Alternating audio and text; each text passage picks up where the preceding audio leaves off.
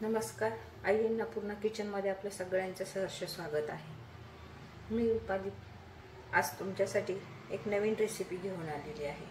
आपण पाहू शकता की आता आपल्याकडे गौरीचा सण सुरू होत आहे, गौरी गणपती येत आहे। त्याच्यासाठी आपण वेगवेगळे नवीन वेगवेगळे पदार्थ करतो।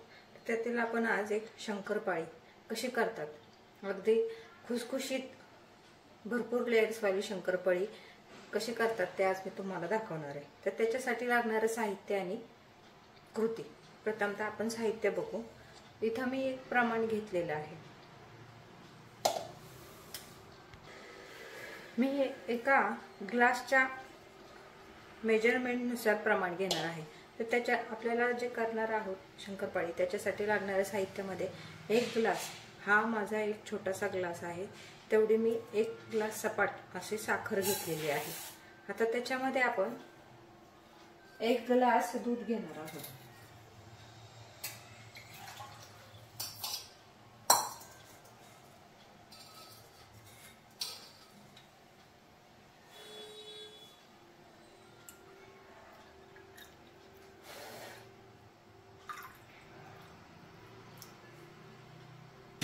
एकाच ग्लासने आपण हे मेजरमेंट घेत आहोत।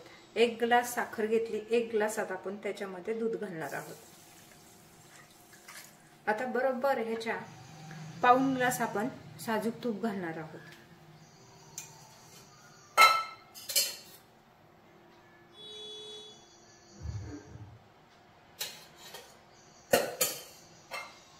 हे पाहू शकता तुम्ही, मी बरोबर अर्धा आणि अर्ध्याच्या वरती पाऊण असा ग्लास साजूक तूप घेतलेले आहोत। आता हे सगळे मिश्रण आपण एकत्र गॅसवर ठेवलेले आहे आणि आता साखर वितळेपर्यंत आपण सतत ह्याला ढवळत राहणार आहोत।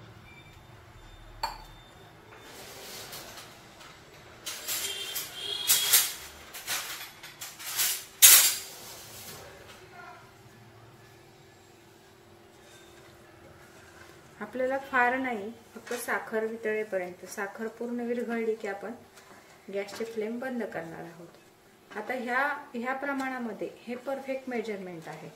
यानुसार केल्या तर आपले शंकरपाळी कधीच बिघडणार नाही।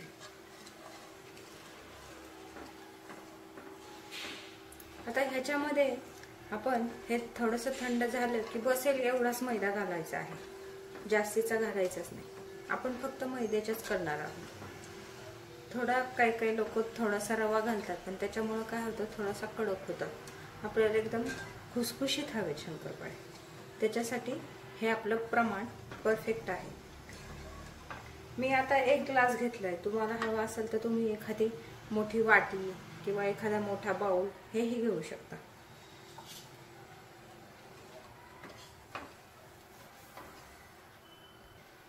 ह्या मेजरमेंट नुसार आपण पाहू शकता की शंकरपाळी फार गोड पण होत नाही आणि खूप फिक्की पण होत नाही, मीडियम प्रमाणात असते। खूप गोडही नाही आणि खूप फिक्की पण नाही। आता आपण पाहू शकता आपली साखर पूर्ण वितळलेली आहे। आता आपण गॅसची फ्लेम बंद करणार आहोत आणि हे मिश्रण थंड होण्यासाठी बाजूला ठेवून देणार आहोत।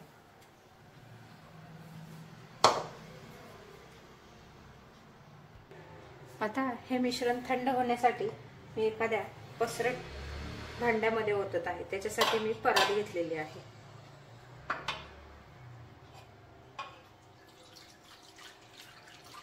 जेणेकरून हे आपलं मिश्रण लवकर थंड होईल।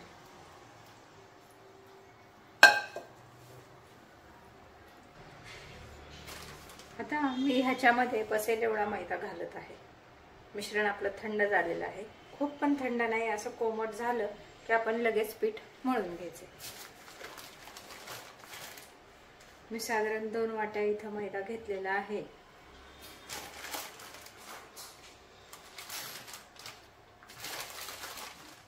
आता त्याच्यामध्ये मी चवीनुसार वेलची पावडर घालत आहे आणि चिमूटभर मीठ घालत आहे। प्रत्येक गोडाच्या पदार्थामध्ये थोडंसं मीठ घालावंच लागतं। आता आपण हे मिश्रण सगळं व्यवस्थित मळून घेत आहोत। तुम्ही पाहू शकता आपण पाण्याचा एकही थेंब घातलेला नाही, फक्त हे जी आपण साखर, दूध आणि तूप ह्याचे जे आपण मेल्ट करून घेऊन जे मिश्रण तयार झाले त्याच्यामध्ये आपण बसेन इतकाच मैदा घातलेला आहे.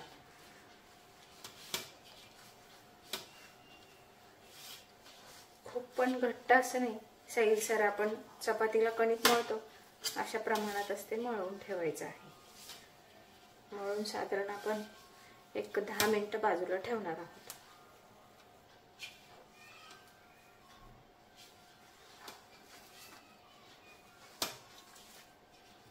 तुम्ही पाहू शकता आता आपला गोळा तयार होत आहे.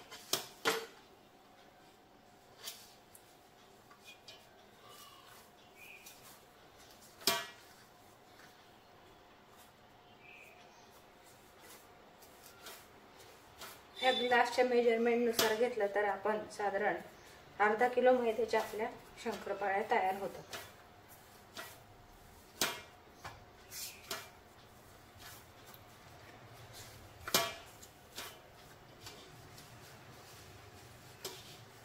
मैदा आपण छान सैलसर असा मळून घ्यायचा आहे.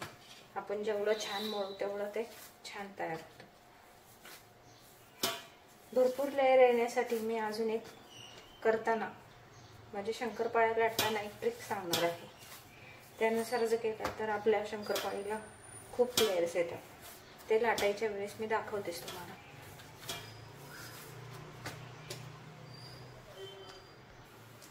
चला मग आता आपण शंकरपाळ्या करून घेऊया. आता त्याच्यासाठी मी एक मोठा गोळा घेतलेला आहे. आता तुम्हाला एक ट्रिक सांगणार आहे की जेणेकरून आपल्या शंकरपाळीला लेयर्स येतील. आता तेल आपलं तापलेलं आहे म्हणून मी फ्लेम लो करत आहे.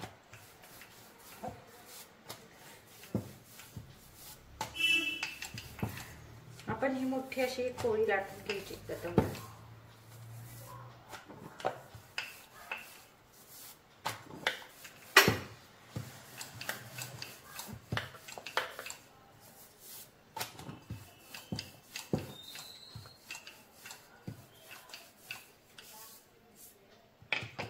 त्यानंतर तिचा आपण असा एक रोल करून घ्यायचा आहे. ह्या पद्धतीने केल्यास आपल्या शंकरपाळीला लेयर खूप येतात.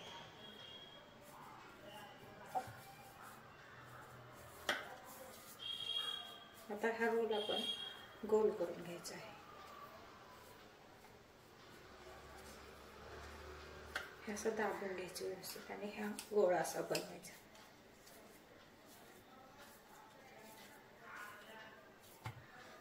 आता हा गोळा आपण पुन्हा लाटून घ्यायचा आहे. आणि शंकरपाळी थोडीशी जाडच ठेवायची म्हणजे भरपूर लेयर येतात. हे असं जे होत आहे पीठ आपलं तुटत आहे याचा अर्थ आपल्या शंकरपाळ्यांना भरपूर लेयर येणार आहे. परफेक्ट मेजरमेंट झालेलं आहे त्याच्यामुळे हे असं पीठ होत आहे.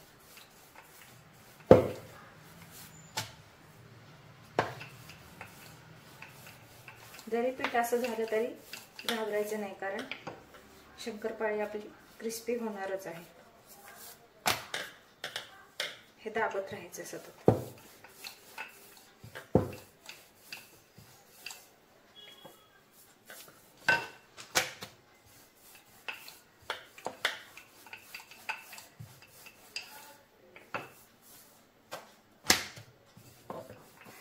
आपण दोन्ही बाजूने लाटून घेत आहोत पोळी.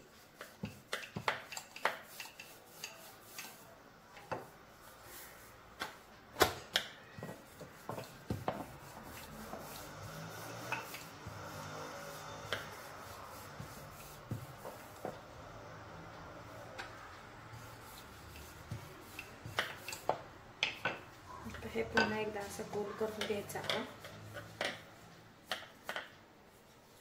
पोळी पलटी लाटून घ्यायची.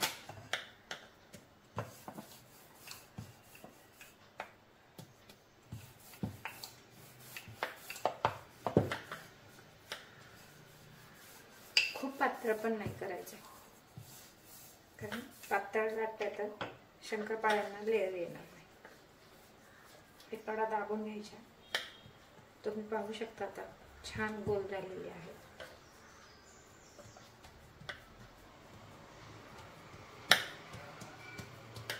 तर आपण ह्याच्या कडा कट करून घ्यायच्या.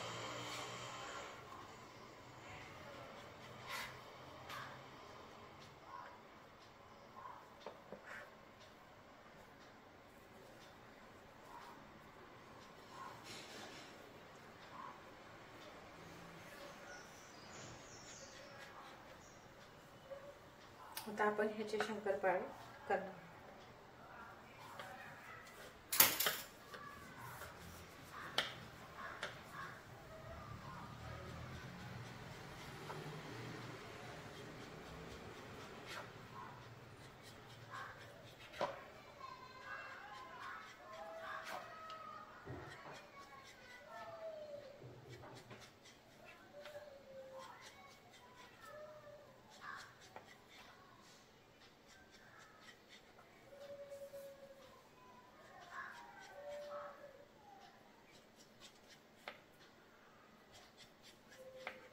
आता आपलं तेल कितपत तापलेलं आहे हे पाहण्यासाठी आपण थोडासा तुकडा तेलात सोडणार आहोत.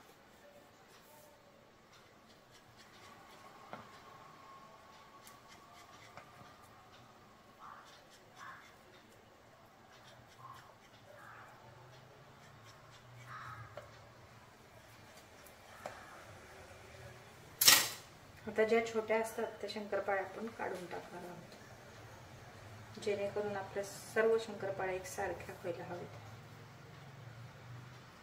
आता आपण पाहू शकता आपलं तेल तापलेलं आहे. आता ह्याच्यामध्ये आपण शंकरपाळे सोडणार आहोत. हे मी टाकलं होतं ते काढून घेते. गॅसची फ्लेम पूर्ण लो ठेवायची आहे. ह्याच्यामध्ये आता मी एक एक करून सोडत आहे.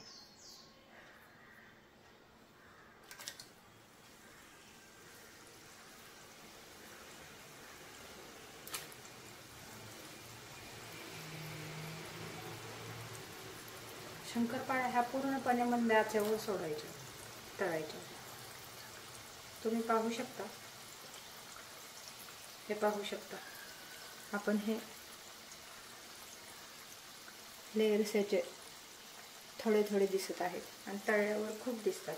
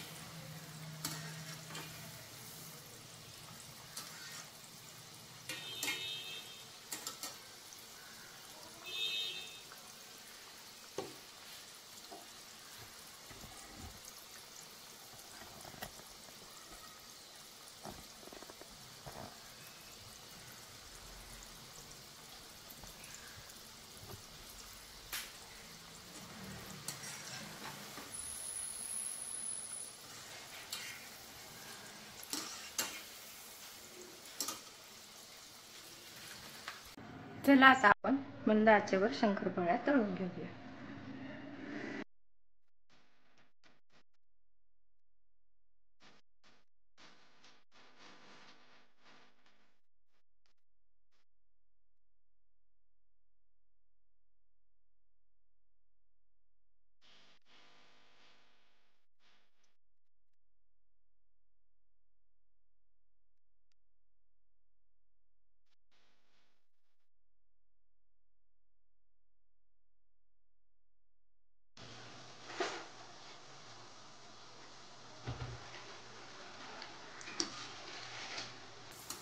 आपण पाहू शकता शंकरपाळ्यांना आपले पडदे सुटायला लागले.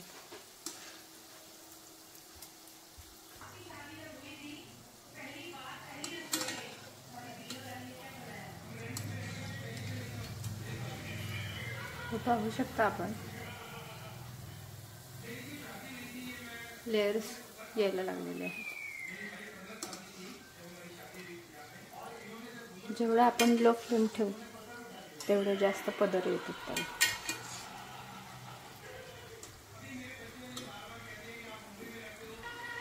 मी आता तुम्हाला काढून दाखवत आहे. किती छान झालेले आहेत आपल्या तळून ते. आता गॅसची फ्लेम बंद करत आहे. एका प्लेटमध्ये काढून घेते.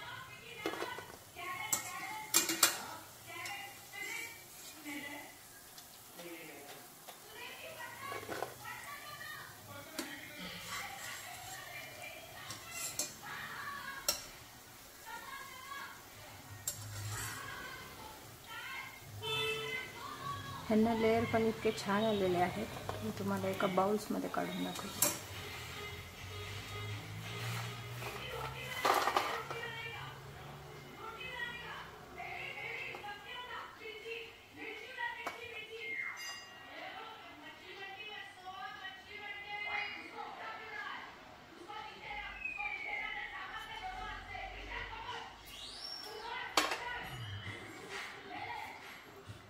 तुम्ही पाहू शकता आपल्या शंकरपाळ्या किती छान लेअरच्या झालेल्या आहेत. हो का, दिसतंय तुम्हाला लेअर? हे पाहू शकता तुम्ही. हे पहा, भरपूर लेअर्स आलेले आहेत. असे आपल्या प्रत्येक शंकरपाळीचे झालेले आहेत. हे पाहू शकता. मी आता तुम्हाला एक तोडून पण दाखवत आहे. हे बघा,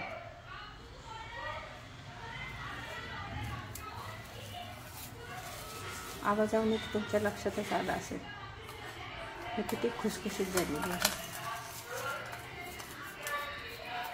माझी रेसिपी आवडली असेल तर माझ्या चॅनलला आणि रेसिपीला लाईक आणि सबस्क्राईब करायला विसरू नका. बेल आयकॉनचे बटन दाबून त्यांनी लाईक आणि चॅनलला सबस्क्राईब करा. थँक्यू.